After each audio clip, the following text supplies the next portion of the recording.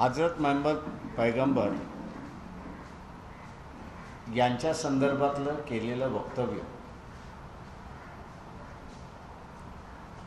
हा आता आंतरराष्ट्रीय इश्यू व्हायला लागलेला आहे। आपण एक गोष्ट लक्षात घेतली पाहिजे की मुस्लिम समाजावरती होणारा अत्याचार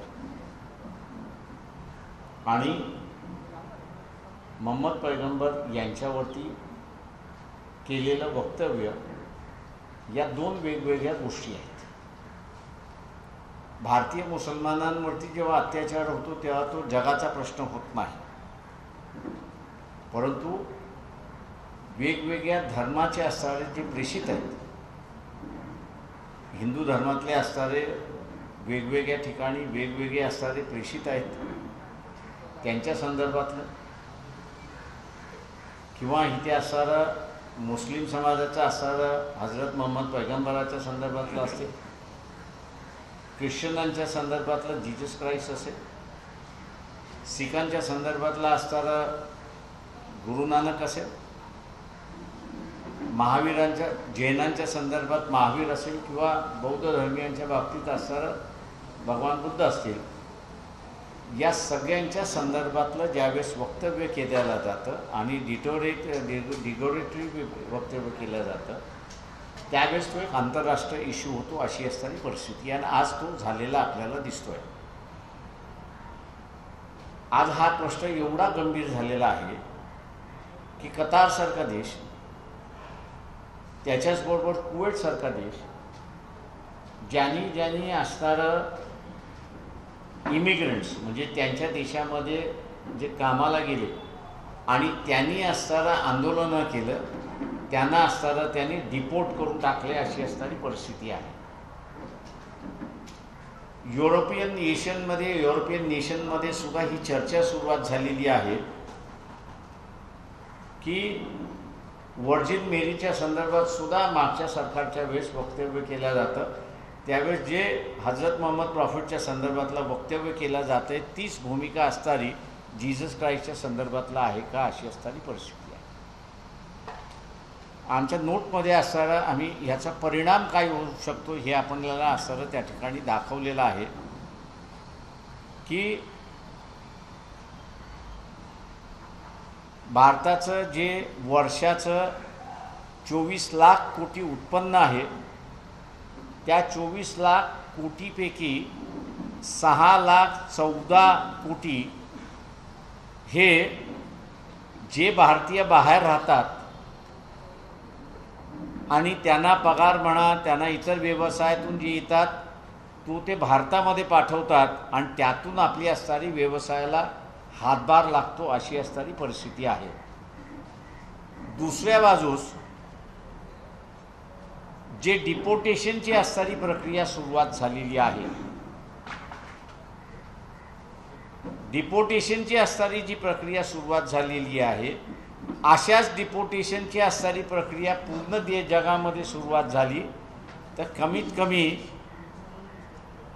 आमच्या माहितीप्रमाणे 90 लाख लोक असणारा भारतामध्ये परत घ्यावे लागतील आणि मग सरकारला ह्या 90 लाख लोकांना पोसावं लागेल, अशी असणारी परिस्थिती आहे। टोटल भारतीय जगामध्ये पसरलेले जे आहेत ते 20 कोटी आहेत, अशी असणारी परिस्थिती आहे। तेव्हा दोन व्यक्तींना जे केंद्र शासन प्रोटेक्शन करते, हा देशापुढचा असणारा गांभीर्य प्रश्न आहे, असं आपण एक लक्षात घ्या। बीजेपीची असणारी एक आयडिओलॉजी असू शकते इथल्या मुसलमानाच्या विरोधात, पण जगामध्ये आता असणारं विचारलं जातंय ते म्हणजे की बीजेपीची असणारी हे जे सगळे प्रेषित आहेत धर्मांचे, वेगवेगळ्या धर्मांचे जे प्रेषित आहेत, त्यांच्या संदर्भात सुद्धा तीच भूमिका आहे का, ही आंतरराष्ट्रीय चर्चेचा विषय त्या ठिकाणी झालाय, अशी परिस्थिती आहे। आणि म्हणून हा विषय गांभीर्याने आहे। भारतातली जनता हे BJPच्या भूमिकेबरोबर नाही. भारतीयवासियांची भूमिका वेगळी आहे हे दाखवण्यासाठी एक शांती मार्च, अमन मार्च हा 17 तारखेला आम्ही असताना आयोजित केलेला आहे. मदनपुऱ्यामध्ये वंचित बहुजन आघाडीचं जे ऑफिस आहे तिकडनं जाऊन शांततेने तो असताना आझाद मैदानामध्ये त्या ठिकाणी जाईल. आमची मागणी एवढीच आहे की ज्या दोघांनी मिसेस नपूर शर्मा आणि त्याच्याचबरोबर असणारा जिंदल या दोघांवरती असणारा कारवाई त्या ठिकाणी झाली पाहिजे.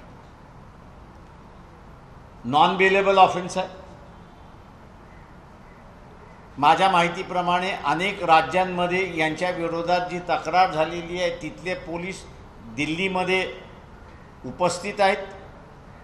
गेले 3 दिवस तिथे असणारा पोलीस उपस्थित आहेत. परंतु बाहेरच्या राज्यामध्ये कोणाला अरेस्ट करायचे असेल तर तिथल्या लोकल पोलिसची मदत घ्यावी लागते अशी असणारी परिस्थिती आहे. दिल्लीमध्ये केजरीवालचं सरकार जरी असलं तरी लॉ अँड ऑर्डर हे दिल्ली सरकारच्या हातामध्ये नाही, तर दिल्लीतलं लॉ अँड ऑर्डरचं जे आहे हे भारतीय जनता पक्षातलं केंद्रातलं सरकार जे आहे त्यांच्या हातामध्ये आहे. म्हणजे एका अर्थाने पंतप्रधान नरेंद्र मोदी आणि अमित शाह या दोघांच्या हातामध्ये अशी असणारी परिस्थिती आहे. आम्ही असणारा सवाल हा विचारतोय की ते पंतप्रधान आहेत आणि गृहमंत्री आहेत त्यांना आम्ही असणारा विचारतोय की तुम्हाला ह्या देशामध्ये शांतता पाहिजे की अशांतता पाहिजे अशी असणारी परिस्थिती आहे. पंजाबच्या निवडणुकीमध्ये BJPला असणारा वॉशअप झाला अशी परिस्थिती आहे. आणि ते वॉशअप होण्याचं एकमेव कारण जे काही शेतकरी दिल्लीला उपोषणाला बसले होते, पंतप्रधान पंजाबला गेल्यानंतर त्यांना भेटायचं होतं. ज्या तऱ्हेनं असणारं जे चित्र उभं केलं त्यातून एकच पंतप्रधानाने सांगितलं की हे मला ठार मारण्यासाठी त्या ठिकाणी उपस्थित होते, मला इजा करण्यासाठी उपस्थित होते असं स्वतः पंतप्रधानांनी त्यावेळेचं वक्तव्य केलं.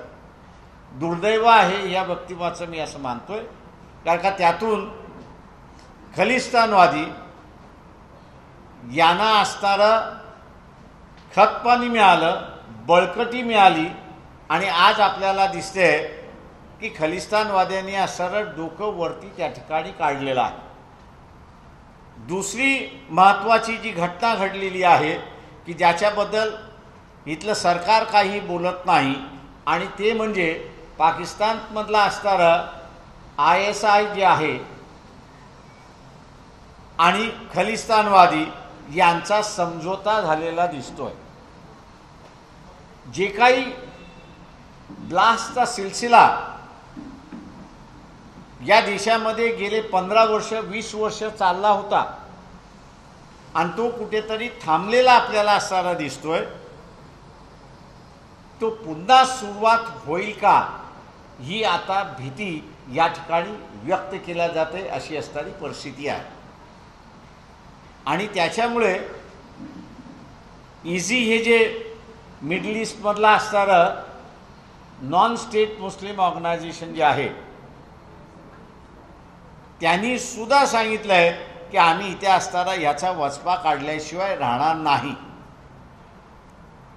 शासनाला 2 माणसं म्हणजे केंद्र शासनाला 2 माणसं वाचवण्यासाठी इथे अनेक जणांचे बळी गेले तरी चालतील अशी भूमिका त्या ठिकाणी घेतल्या जाते. आणि मुंबईतल्या सर्व नागरिकांना माझं असणारं आव्हान आहे की आपले सगळ्यांचे नातेवाईक विदेशामध्ये राहतात. जे विदेशामध्ये राहतात त्याच्यापैकी 95% हे असणारे सर्व हिंदू आहेत.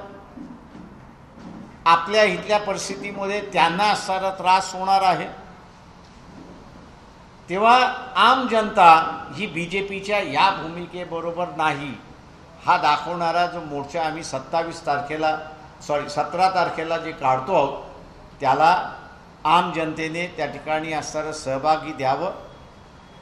त्रास होईल याची मला जाणीव आहे, परंतु आपलेच बांधव, आपलेच धर्म बांधव हे इतर देशामध्ये राहतात, त्यांना त्रास होऊ नये म्हणून या सरकारच्या आम्ही बरोबर नाही या प्रश्नावरती हा दाखवण्याचा जो मोर्चा आहे त्याच्यामुळे त्यांनी असणारं सहन करा. त्याचबरोबर आम्ही असणारं हेही जाहीर करतो आहे की आयोजक वंचित बहुजन आघाडी आहे ही वस्तुस्थिती जरी असली तरी काँग्रेस पक्षाचे महाराष्ट्राचे अध्यक्ष नाना पटोले,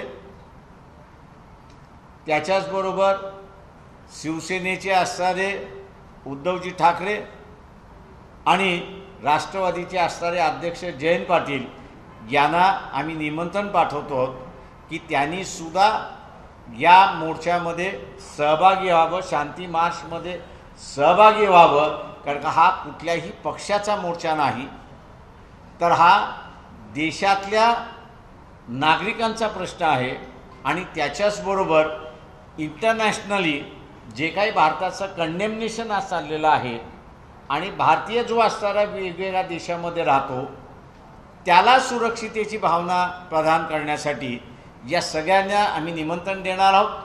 अपेक्षा आहे की हे सगळेजण या मोर्चामध्ये सहभागी होतील आणि शांततेने हा मोर्चा पार पडेल असं गवाही आम्ही असणारं त्या ठिकाणी देतो आहे.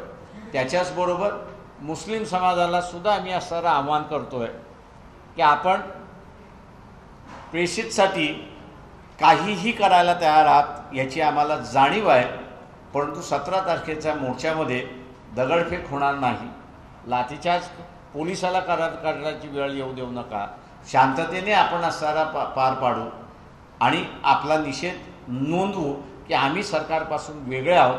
किंवा मुस्लिम समाजसुद्धा इथे असणारा पूर्ण सहकार्य करण्याच्या मनस्थितीमध्ये आहे. त्यांनीही आश्वासन दिलेलं आहे की आम्ही शांततेने त्या ठिकाणी सहभागी होऊ आणि शांततेने त्या ठिकाणी आम्ही परत जाऊ असं त्यांनी आश्वासन दिलेलं आहे. ज्या अर्थी ते अटक होऊ देत नाही त्या अर्थी माझ्या अंदाजानं त्यांची ही मनशा असू शकेल, म्हणजे मी त्याच्यावरती काही अधिकरित्याने बोलू शकत नाही, पण त्यांची ही मनशा नसावी असं मी गृहीत धरून चालतोय. याच्यामध्ये माझा असणारा मोहन भागवत जे RSSचे प्रमुख आहेत त्यांना असणारा अपील आहे की या दोघांना थोडासा शहाणपणा शिकवावा आणि तुमच्याकडून असणारं जर काही स्टेटमेंट आलं नाही तर RSSसुद्धा असणारं BJP म्हणजे नरेंद्र मोदी आणि अमित शाह यांनी घेतलेल्या भूमिकेशी सहमत आहात असंच निकष त्या ठिकाणी निघेल, ही परिस्थिती आहे.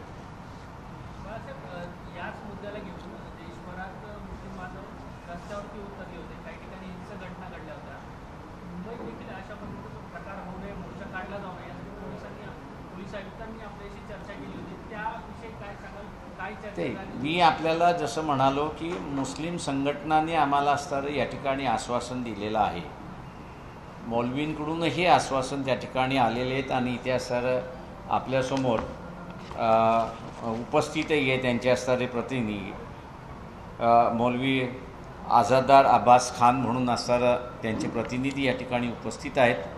त्यांनी ती याच ठिकाणी उपस्थित याच्यासाठीच आहे की 17 तारखेचा मोर्चा हा शांततेने निघेल, कुठल्याही पद्धतीने असणारा दगडफेक होणार नाही, कारण का आम्हाला दगडफेक करायची नाही आहे. आमचा उद्देश जो आहे की ज्यांनी हे म्हटलेलं आहे त्याच्या विरोधात कारवाई झाली पाहिजे, हाच आमचा उद्देश असल्यामुळे शांततेने निघेल असं त्या ठिकाणी सांगितलं जातं.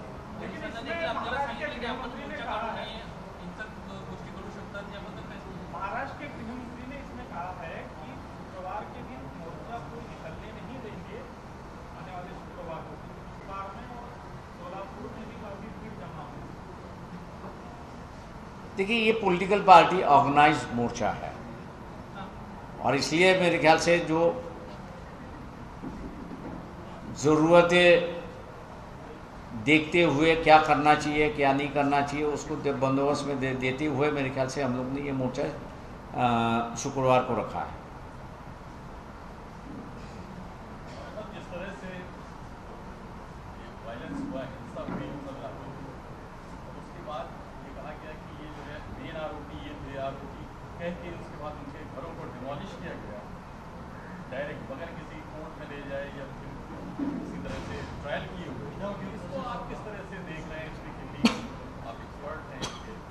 देखिए, ये तो उत्तर प्रदेश में ये काफ़ी बड़ी संख्या में हुआ है, इसकी जानकारी हम लोग को है। ये कानूनी नहीं है, मतलब आंदोलन करना ये तो कॉन्स्टिट्यूशनल राइट है आपका। हिंसा नहीं होनी चाहिए, ये पूरी तरह से हम लोग समझ सकते हैं उसमें। लेकिन हिंसा जो है, जो हम लोग की आप 30-40 साल की जो राजनीतिक उम्र हो चुकी है, हिंसा जो सहयोगी होता है वो भी करता है, या जिसको लगता है हिंसा होना चाहिए वो भी करवाता है। ये दोनों तरीके से। तो ये देखना होगा कि भैया ये एक बहाना पकड़ते हुए कि हिंसा करवा दो और फिर लोगों के घर गिरवा दो। मैं समझता हूँ कि सुप्रीम कोर्ट ने इस पर दखल अंदाज देनी चाहिए, हाई कोर्ट ने दखल अंदाज देनी चाहिए, और जिन्होंने ये किया है इस पर कार्रवाई होनी चाहिए।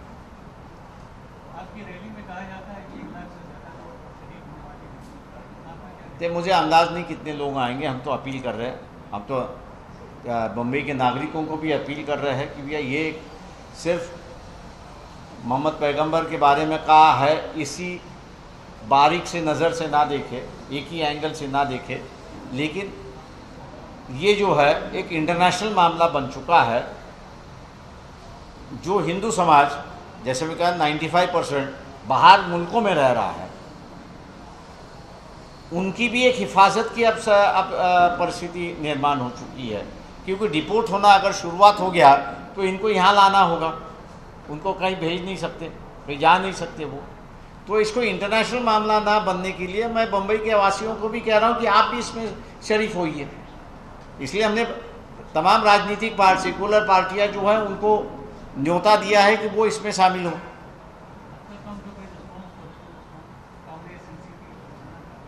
कल तक जो रिस्पांस आएगा वो हम लोग आप लोगों को बताएंगे।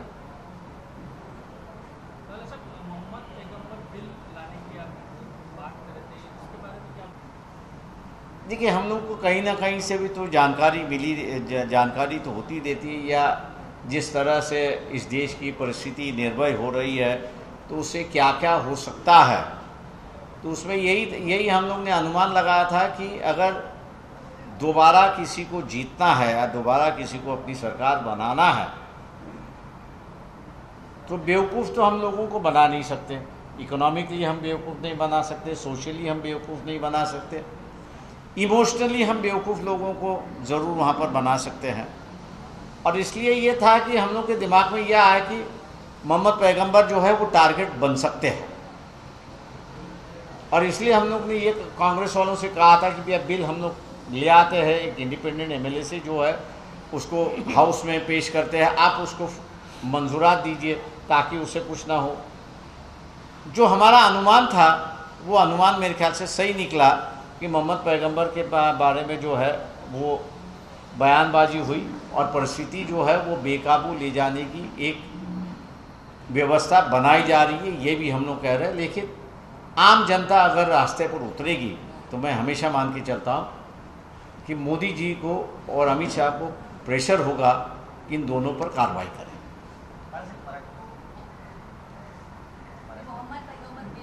अच्छा, बरं,